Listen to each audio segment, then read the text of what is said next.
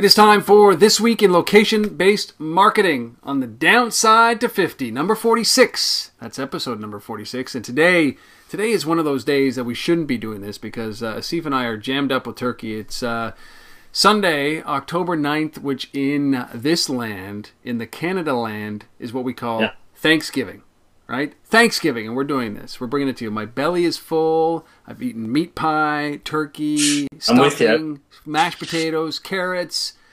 It's all good. It's all good. Pumpkin pie. Exactly. Wash it down with a gallon of ice cream, bunch of coffee. I'm logy and caffeinated. So I don't even know how to introduce this other than that. It's Thanksgiving Sunday in Canada, and we are doing episode number 46 of This Week in Location-Based Marketing. It's live. And it's also the return of the Winnipeg Jets, although they didn't do too well. So. Oh, I didn't even see that today. Yeah. Anyways. I didn't even see that today. It's okay, because the Senators 0-2 lost to the mighty Maple Leafs last night, in fact. And yes. My New York Yankees have been eliminated from the playoffs. I have nothing left. It is done. Except for This Week in Location-Based Marketing. Go Tigers. No, right. no. Yeah. Okay. Anyways. So this is live, obviously recorded between Asif and myself, and you probably know who we are, but I'm going to remind you, my name is Rob Woodbridge from Untether.tv, that place you go to hear those insightful interviews and a bunch of other stuff coming in the mobile space. And as with me, as always, from Toronto, Ontario, Canada, Mr. Asif Khan. Buddy. Yeah. Found at the LBMA. Yeah, the Location-Based Marketing Association, and you can find us at the LBMA on the Twitter, and also at the .com. So, anyways, check us out. So, big week. Let's start. Are you heading anywhere this week? Are you going away? Are you representing the Location-Based Marketing Association in the rest of the world? Some European, Asian trip or something like that? No, I'm in New York on Wednesday for Social Media Marketing and Monitoring 2011, which is a thing put on by a group called Our Social Times. So that's this Wednesday. So kind of one-day conference at the Tribeca Cinemas in New York City. So I'm part of the agenda on that, obviously talking about location-based marketing, and it should be a good event. Well, good. And then you're at home CTIA. for a little while. Oh yes, I've been roped into CTIA. I'm going to be in CTIA in San Diego Tuesday, Wednesday, and a fraction of Thursday. I'll be speaking at the MEF Pavilion on mobile commerce, mobile payment. Going to be talking about how the banks are going to go bankrupt as a result of mobile if they don't get their act together, and I'm going to be roaming the floor. So hopefully, if you're out there, if you get this, if you're listening to this, send me a message at Rob Woodbridge on Twitter, and I will come out and visit you and see if we can figure out a way to get you on the show. How's that? Sounds good. That's this coming week. Probably by the time you read this, I'll be on a flight somewhere. So a big week, light in the news, obviously devastating news from Cupertino in the news that Steve Jobs has passed away, and the fallout and the sympathy and the stories that came from this were staggering. I don't know about you, but regardless of what you think of the man, what he did for the mobile industry, what he's doing, with some of the announcements that we're going to be talking about today. For location and what he's done for the technology community can't obviously go unmentioned. But I thought that the web handled this with absolute class. I thought what Google did was staggering with putting his little byline on Google.com. And obviously what Apple did on their website and what Wired did on their website. Was there anything that struck you this week that? No, I just, I think the world came together and kind of acknowledged a man who, basically contributed a whole lot to advancing technology and design and so many aspects of, consumer technology and how we're touched. I mean, it's you can't say that he didn't have an impact. I mean, the guy changed the world. I mean, really, literally, and. So I mean, it's sad. It's it's a big loss, obviously for Apple and for the industry. But there's a lot of smart people at Apple, and he's assembled a team. Yeah, that company's got a lot of good years ahead of it. So and we're going to talk about some of that today. So. Yeah, we couldn't go without mentioning that because it was probably the most significant piece of news that happened last week, and And you know, I did a little Daily Mobile Minute about Steve Jobs on Friday, and really what it was for me was that I was an ultimate Apple hater, you know, and then all of a sudden I woke up and I'm, you know, a number of years later, and I'm using an iPhone. I'm recording this on a, you know, a MacBook Pro, and I got an iPad in front of me, and my kids use these products, and my wife and my whole family use these products every day. And I don't know how it happened, but all of a sudden, you know, I became a fan of not only Apple, but of Steve Jobs, and the legacy that he leaves is pretty astounding. So, you know, I'm with you too. I was, you know, I switched to Mac about 4 years ago now, and you know, everything everything I owns Apple now. So, it's pretty staggering. So, yeah, sad news, but certainly his legacy lives on as and it will for many years. You got to think that he planned the succession pretty well, and he planned the next 30 products pretty well, and so there's going to be a lot of touch in that. And, well, I mean, there was only, you know, a couple hundred patents that he filed just this past year alone. So, you know, I'm sure there's a lot in the hopper. I can't wait to see. You know, it's like Elvis Presley has sold more albums posthumously than he did when he was alive, right? That's what's happened. Is his estate is worth more since he's been dead than it was when he was actually alive. And my feeling is that the quality and the quantity and the you know, and the value of Apple will just do nothing but increase. And but seriously, a big loss for the community. So I don't know how to transition out of bad news. I'm just going to be abrupt and blunt, and we're going to stop it. And we're going to get into some of the big news items that we've seen over the last week in the location-based marketing space. And we're going to start, really, our first story is with Apple, because they did announce the day before Steve died, you know, the iPhone 4GS. Yes. Right? The iPhone 4S. Yeah. iPhone 4S, yeah. And iOS 5, which will be out this week, and both of these will be out this week. And one of the things in iOS 5 very relevant to this podcast. That's what we're getting at. Find My Friends. Find My Friends. So this is a pure location embedded function inside of the iOS 5 operating system, and it's significant, I think, on two fronts. One is, you know, I think it's Apple's way, in my view, to kind of address, you know, some of the issues that they had earlier in the year with the big debacle over privacy, and, you know, they were storing data and all that kind of stuff. And you know, they took a lot of heat, and then a bunch of the other guys came out and said, well, you know, wait a second, we do the same thing. But it was Apple that kind of took all the heat up front, you know, as the first exposed company, so to speak. And so this feature, you know, is somewhat a very mainstream, you know, soft kind of approach to, you know, addressing location. What I like about it is so this is Find My Friends. This is people who you know ask, you know, for you to share your location with them, and it's completely opt-in. You have to trust them. You have to say, yeah, I want to do that. It's designed as a thing that's, you know, for friends, family, and friends. So, you know, if you want to know where your kids are, you can find where your kids are. You know, their locations turned on at all times, kind of thing. Yes. Maybe that's the deal for, you know, allowing them to have cell phones, and, you know, for your teenagers, whatever it is. But this is something that's baked right into iOS 5. And so it lets you keep track of that. And then it's part of the iCloud service as well. So the whole thing kind of fits together in terms of, you know, where that data is stored. And it's all free, right? And it's all free. Yeah. Which is pretty impressive. You know, I got to say that. So it's kind of like Google Latitude tried to do before. Yeah. But, you know, baked right into the OS now. Yeah, Latitude was exactly this. It was just maybe the world wasn't ready for Latitude. Right. But we did this with a company called Chronicle Road. It was a company that I'd started when the first GPS device came out, which was a BlackBerry 7100 way back in the day. And this is before GPS was commonplace in devices. And we were building this, the equivalent to this, an application that tracked your whereabouts and let everybody know where you were within proximity. And you could ping people nearby and those kind of things. The world was just not ready for this.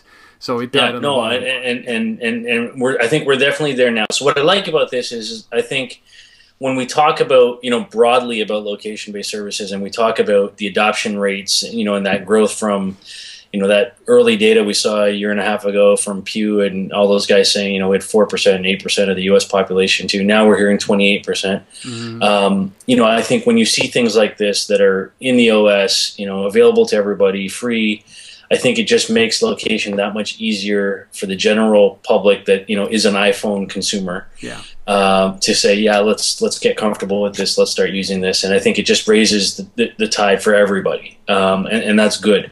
And I don't see any threat here for guys like Foursquare or anything like that, because this is just a general location service targeted at family and friends. Yeah. Well, so it's a different thing.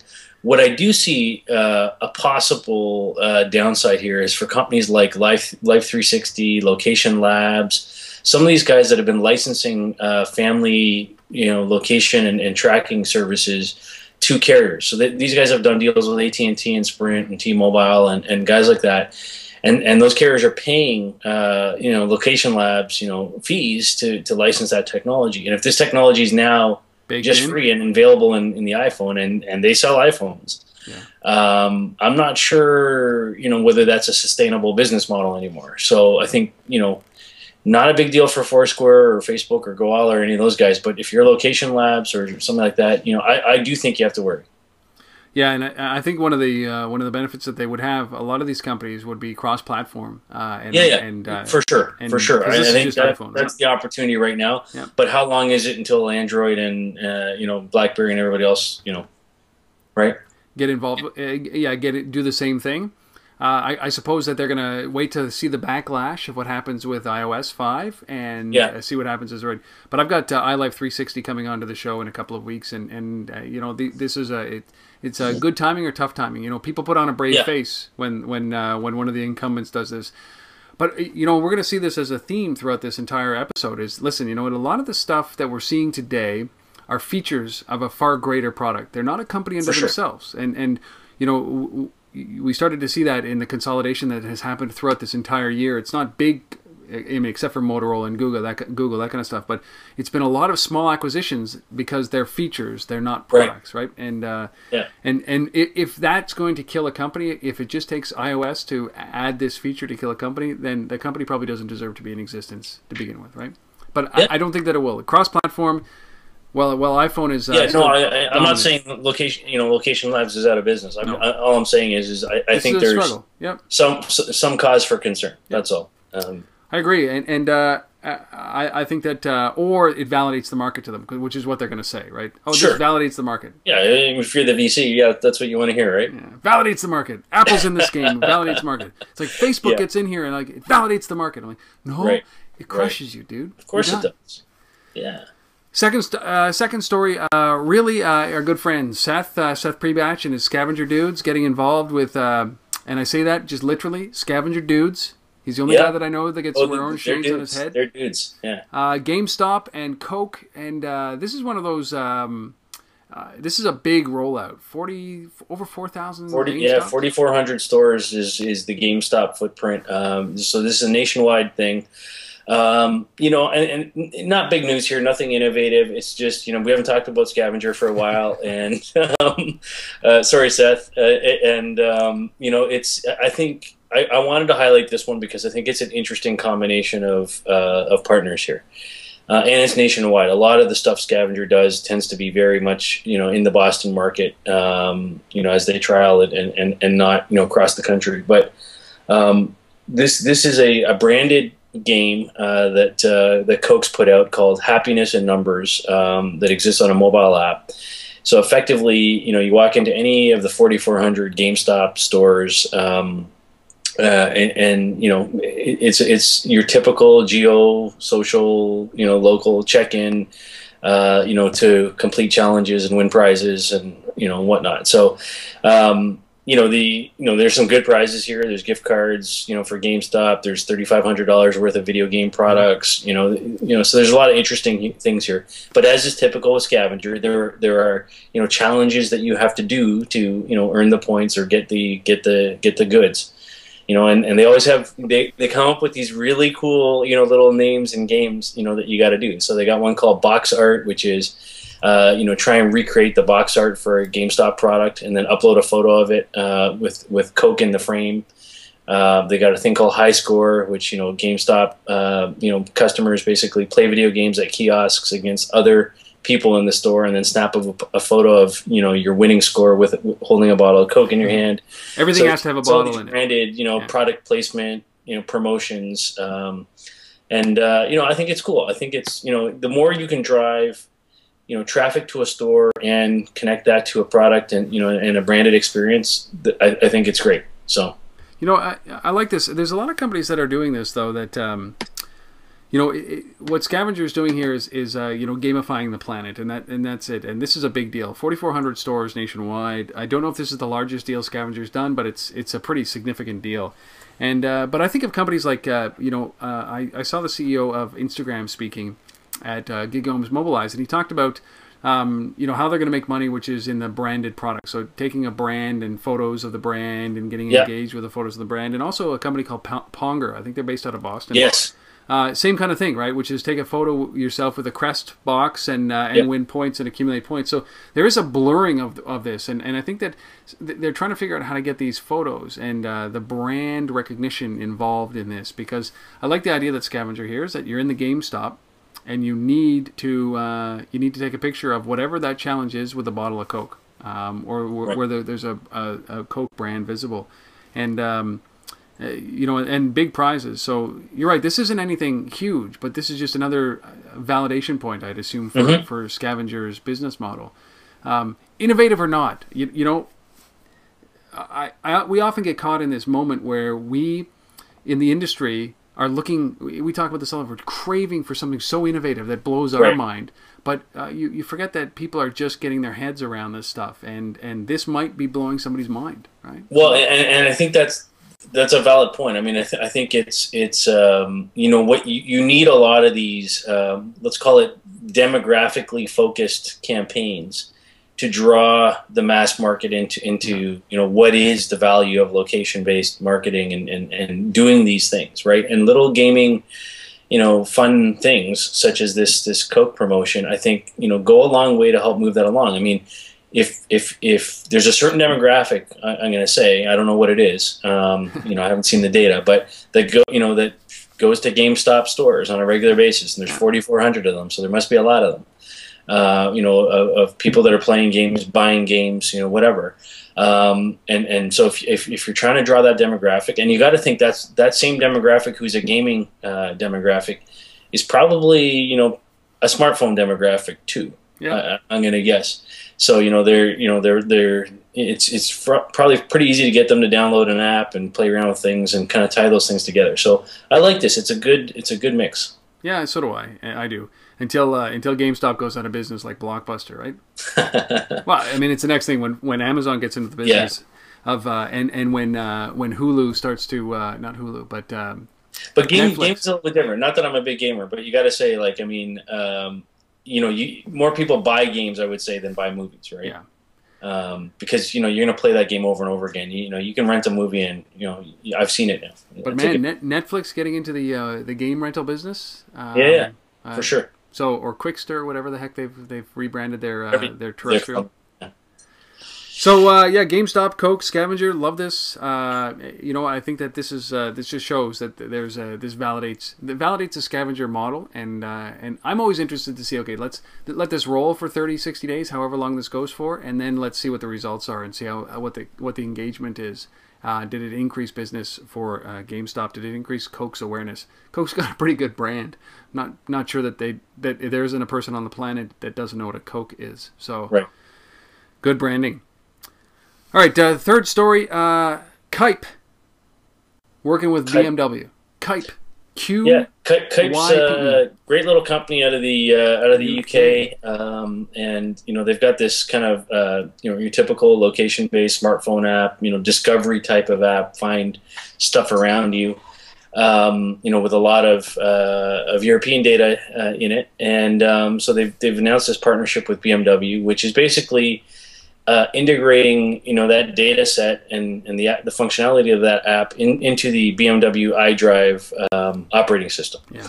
And so basically, if you've got a BMW while you're driving, full text to speech function, listen to reviews, recommendations of places, while you're on the go, all coming through the Qype app. So I think the interesting thing here is, obviously this is great for Qype in terms of expanding the footprint. I wonder though, like, why Qype and not something else? Like, like, to me, you've got kind of the mainstream players in navigation systems and points of interest that go with that. Obviously Navtech and TomTom and Garmin and all these guys. Yep. Is Qype displacing those guys now? I don't know. But good on them. I mean, I think this is interesting if you can pull this off. But it's funny because you got it right there. I think what did TomTom license? They licensed Yelp, Yelp data, and I think that's, you're right. It's a TomTom licensed the Yelp data for their location piece, and I'd never heard of Qype before, but that doesn't mean that it's a bad thing. That stuff happens where we don't know about a company, but it is a weird thing because there are pretty large data sets out there that you've actually heard of that are global data sets. But this is it's a good move for Qype, and I love what BMW is doing here with their iDrive stuff. I love this. The car's dashboard is as relevant as your entertainment dashboard at home. I gotta say though, it took me a while to figure that little joystick system in there. Yeah, didn't work. I'm not, that BMW, too much of a gamification again. Yeah, too much gamification. You should partner up with GameStop. Yeah, exactly. Perfect synergy right there. I like Coca-Cola. I definitely like the Ford Sync process, like the certainly the voice commands, and I wonder with Siri integration into the iPhone how that's going to play into a lot of this CarPlay, right? So I really like what BMW is doing here, just from an integration, because you can see what they're doing is this is an aggregation of content, and then especially when voice gets great, recognition gets incredible, augmented reality on the dash gets even better. You can see what they're doing here. Basically, and the one last point on BMW before we go to the story is, and we've talked about this before, but I love this company because not only are they doing things in terms of integrating technology in the system, these guys are funding startups in this space. They've got this BMW iVentures fund, a separate company, venture capital fund based in New York, funding location-based and geo-based solutions. So if you're out there, you're looking to build something new, and it's got something to do with navigation, telematics, walking, transit, whatever. If it's transportation oriented in some way, contact those guys and pitch them, because they're looking for great solutions. So yeah, it's BMW. I love that they realize what they're fighting here, and it's like the last bastion. When radio dies in the car itself, the car is like a sanctuary, because you can turn all the advertising off. It's the only place where you can turn it off, and the fear is that the dash becomes the conduit for advertising. But so Qype partners with BMW. Last big story, which is this, again, not an innovative, but, really kind of shows the gelling of this industry, which is Guess and their Urban Jungle Check-In Challenge, which is tough to say, especially after turkey and some wine. But Guess gets involved here. Yeah, so, I mean, again, not innovative, as you say, but, very similar to the Scavenger Coke GameStop promotion. This is all about going after demographic, engaging people, that are, Guess customers, as well as those that want to be Guess customers, and driving people to the store. So this is a campaign. It just completed, actually. It ran in the month of September. It was all about the G by Guess line.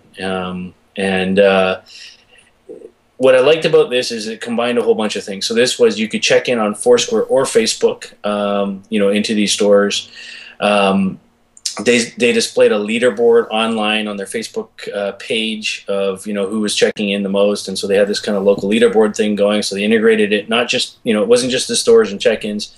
They had this connection to their Facebook fan page and online at the website. So they had a gbuyguest.com site, and that was web and mobile site. So they did the mobile piece. Good. Very good, very good. And so they did all of that, and basically for checking in, you could get, you know, offers, deals, $5 off, 10% off a purchase. So there was a bit of an incentive to do that. But the other thing that was really interesting about this is in addition to the check-in piece and the local leaderboard piece, they also had QR codes that were basically throughout the store. So basically, throughout a store, you know, these QR codes all over the place. You could scan them, and it would actually tell you more about the challenges and things that they wanted you to do. You know, and you just find these QR codes kind of randomly throughout the store. So I think what I like about this is they understand that mobile is an important piece, and and their physical locations, their retail footprint's an important piece. And they kind of looked at it and said, like, let's tie all this stuff together. Let's not just do a Foursquare check-in thing. Yeah.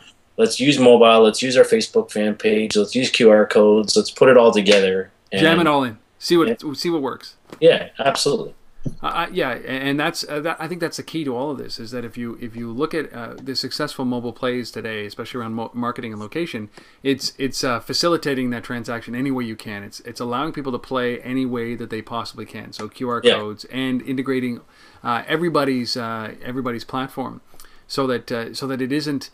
You're not restricted, and I like that a lot, and certainly a brand like Guess getting involved in this, you know, they have to. All these companies have to test this to see if there's an impact on their bottom line, and I again, show us some results. Hopefully they would open up their results and say this is what happened, and this is what it drove. But by the way, just while we're talking about results, for those of you who are you know, followers of the LBMA or you're not yet, we just posted a new case study or some case study data on our site. So we have a case study section on thelbma.com from O2, and so Rob and I, you know, we've talked a lot about O2 and some of the programs that they've been running over in the UK, and there's some interesting data there from campaigns they've done with McDonald's and Tesco and others.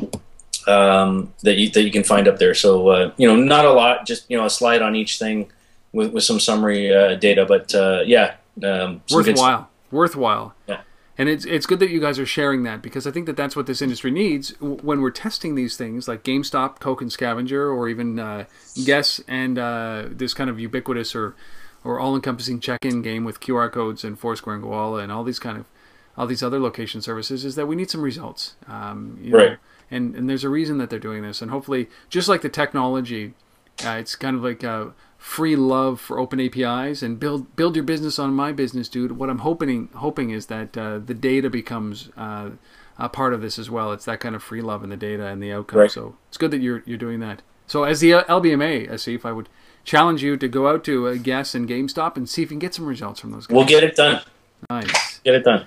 Those are the 4 stories that we talked about. Again, it was you know, obviously disruptive week, but iOS actually is being dropped, I think, on Tuesday? Friday. iOS, but that's the device. Oh, no, sorry, you're right. Yeah, you're right. That's on the 12th. On the 12th, which is today's the 9th, so Wednesday, and then the actual device comes out for sale on Friday. But iOS 5 has Find My Friends. GameStop partners with Coke and Scavenger. Qype works with BMW to get in-dash with all their locations, and Guess just ran the Urban Jungle Check-In Challenge. Those are the 4 stories. They're pretty relevant stories in this space.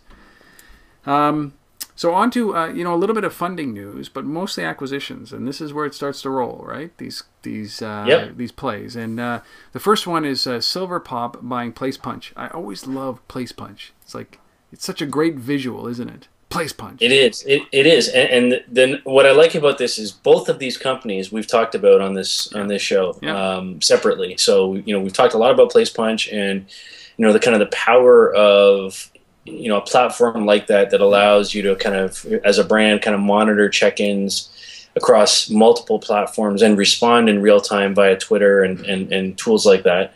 And then SilverPop, obviously one of the leaders in kind of email marketing space. And we've talked about kind of, they had announced a while ago an integration with Foursquare, and kind of a Foursquare button built into kind of the email marketing platform.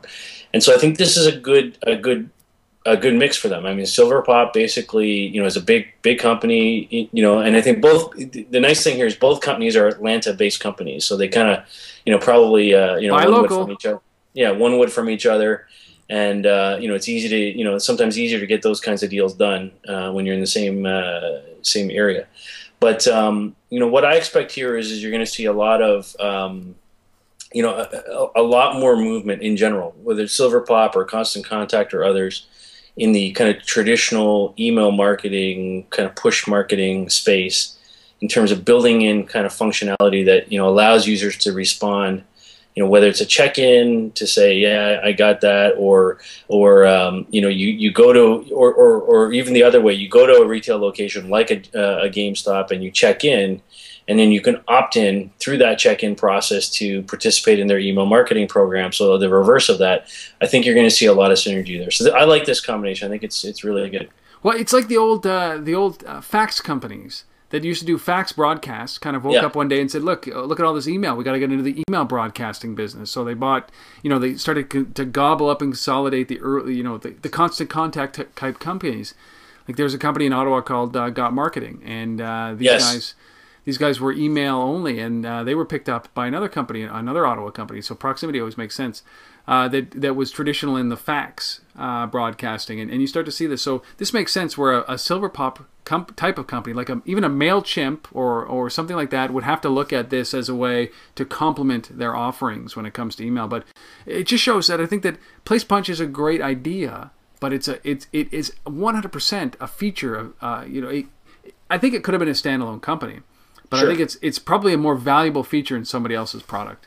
Somebody else's channel. And Adam Steenberg, who's one of the founders, he and I have had many chats over the last year, and I think obviously it was a standalone company, and they did some good things and had some great customers. But I think inside of an organization like SilverPop, I think they're going to see a lot more success in terms of being able to kind of grow the functionality of where they wanted where they wanted that to go, and I think with SilverPop behind it, I think you're going to see some pretty interesting tool sets start to emerge. So it's great. So SilverPop buys PlacePunch. I just love PlacePunch. It's like the visual is great, like pop, but it's really about punching your location. Second thing, Mocospace acquires Geocade, which is very much in line. I think this is another good example of a feature of a greater product being acquired. Yeah, so I mean, both of these guys basically are in the gaming platform space. Yeah. Mocospace is a company that's focused on building HTML5 games, and so they've got about 20 games now. They've got something like 22 million users, registered users playing their games. So there's significant gaming going on with Mocospace. And Geocade obviously is a company that's built a location-based social gaming platform. And a lot of people are using that. So I think what Mocospace said here is, look, HTML5 is a growing thing, and we've talked about that before. The location capabilities that come with that are just emerging now, and there's some interesting synergies when you tie location-based gaming to HTML5, and I think this is a great combination. And they actually just announced the first kind of game between the two companies, or combinations of technologies. So there's a game launching this week called Rise to Fame, which uses obviously Geocade's location features with Mocospace's HTML5 capabilities. So I think it's going to be pretty interesting. Yeah, this is clearly an example of the sum of these two companies is far greater than one of them individually, and we're going to start to see this obviously just keep rolling, where features or companies like Geocade really do complement or round out another company's services, and in this case it's Mocospace. So I think we give both of these acquisitions the appropriate thumbs up. good complementary technology, and Yes. and we don't know what the deal numbers are on this, but I'm going to No, there was no numbers on these. So. These aren't big deals, but I think that they're relevant deals in the community. So two big stories in the funding space. I like that, or in the acquisition space. SilverPop buying PlacePunch and Mocospace buying Geocade. Right. And I like the fact that, at least in the first story, as you said, SilverPop and PlacePunch, we've talked about these guys quite often. Nice. There you go. All right, let's talk about our product of the week. Now, this is an interesting one because it's it handles an issue that really we are going to be in this space for the next 3 to 5 years until something like NFC takes off. So let's talk about TagTile. Yeah, love this company. And it's just emerging. This is one of those companies that came out of TechCrunch, Disrupt, most recently, and effectively, we've talked about Square, and that technology. The little thing you plug into your phone and swipe credit cards through to process transactions. We've talked about iZettle, which is basically Square over in Europe, where it deals with chip cards where you basically insert them instead of swiping, and it does the same thing in a reader. And TagTile basically is another player in that space. And so what they do is they have a little tile like device that they basically distribute for free to merchants. So the actual hardware costs you nothing, and you just stick it in your store and plug it into a computer into a PC via USB. Or they have a software SDK, and you can integrate it to your point-of-sale system. But effectively, this is kind of the precursor to NFC coming in terms of processing transactions and whatnot. And so I think what I like about this is you can just go up to this thing, you can effectively exchange, do couponing, you can do discounts, you can do Foursquare check-ins, all through this, through this TagTile. Yeah, I mean, it certainly is a. You don't need NFC for this. It's all done through the app that they provide, and it's this was something that was appealing to me. I think the biggest challenge, again, with all of these things, is that it's an in-between technology. Yeah, it's a temporary solution, right? Yeah. But I think that a temporary solution could be certainly like this has got to be a play for customer loyalty and engagement at the retail level until something like NFC or whatever it is. Who knows if it's going to be NFC? There's a lot of talk about it. But I remember when we went through this whole phase about RFID tags as well, the same way on a consumer level, and it made it to the inventory level, but not to the consumer level. But I think that when you start to think about something like this, it's a race for consumers. It's a race for customer engagement, and ultimately that's the value that they bring. But once you've got these devices in, like a Square device, you've got a customer, and then it's about augmenting. And maybe take one step back before we finish up on this, and kind of because I don't think I explained how it works. So if you're listening, basically you download an app from the consumer's perspective. You download an app, and there's iPhone and Android. I think right now BlackBerry's coming, and you basically walk up to this tile device, this little cube device that's sitting near the point of sale, let's say, in a merchant. And if you've got the app running, you basically just tap this little cube the same way you would kind of wave an NFC phone at an NFC reader, but basically it's an app and a cube, and you just tap, and then what I like about it is it's not just payments. It's it's check-ins. It's tweeting that you're there. It's whatever you want to share. And then from the merchant side, they can on that tap they can push you coupons, discounts, loyalty points. Whatever it is they want to do. Yeah. So I like this. I like it. Yeah. And it's a race for users, and it certainly is something. But again, the only challenge that I have with it is the fact that it's another app, right? And this would be much better suited if TagTile distributed the actual tiles, these little cubes, but opened up their API and allowed anybody in any loyalty program or anybody who's building a loyalty app or any of the stores, brands, companies, like like say you had a Gap app, for example, or whatever it is, and it integrated this API into it. so that it didn't rely on you or the brand using somebody else's application, right? So that's the big fault here. So hopefully they do that when they get enough distribution on this, that they open up their API and people start integrating the TagTile API into their app, so that they become kind of a piece of somebody else's app, not the destination app.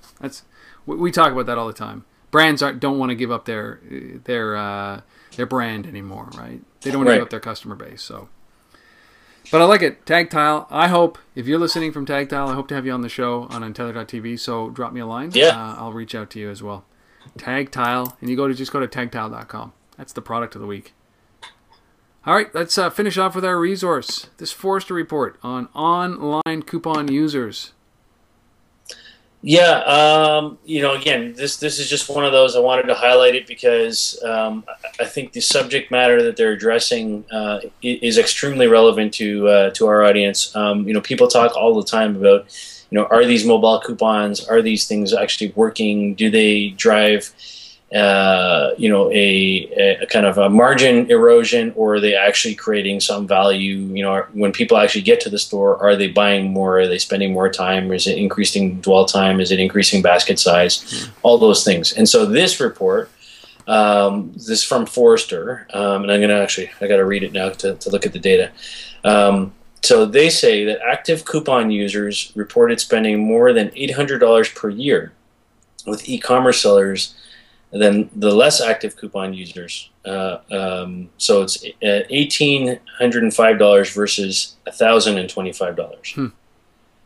So I thought that was kind of interesting. And then they went on to say nearly 3/4 of active coupon users said they would be more likely to try a new brand if they had a coupon or promotion code, compared with 54% of the less active coupon users. So I guess what they're saying is look, if you use coupons, you're more willing to try stuff that's not your normal brand. Yep. That's I personally think that sort of goes without saying, but I guess we have some data to back it up now. Yes. Hey, you know what? People are price conscious, and the cheaper product's going to win. Yeah. Yeah, it's like it's like when you see these studies that come out, from I don't know, some student at a university got a grant to go do something, and they basically come out and say that people who are who lead an active lifestyle are 2/3 more healthy than people who stay at home. That's right. Have a lower resting heart rate. Yeah. Oh, really? Really? Anyways, there's some data to support it now. I just wonder, this is what I wonder, is that $1,805, they spent $805 versus $1,000, and that's a significant number. But if you just, there's got to be a way to turn these numbers and look at it and say, listen, but what was the actual cost to the business of that $1,805? Yes. What was the impact? Because I keep coming back to this. Coupons are a necessary evil. Everybody uses them, and if they're everybody's got a price. Everybody is will use a coupon at one point. But if you just think about it, the coupon has kind of spurred activity, but it's also shaved $4 trillion off of the economy.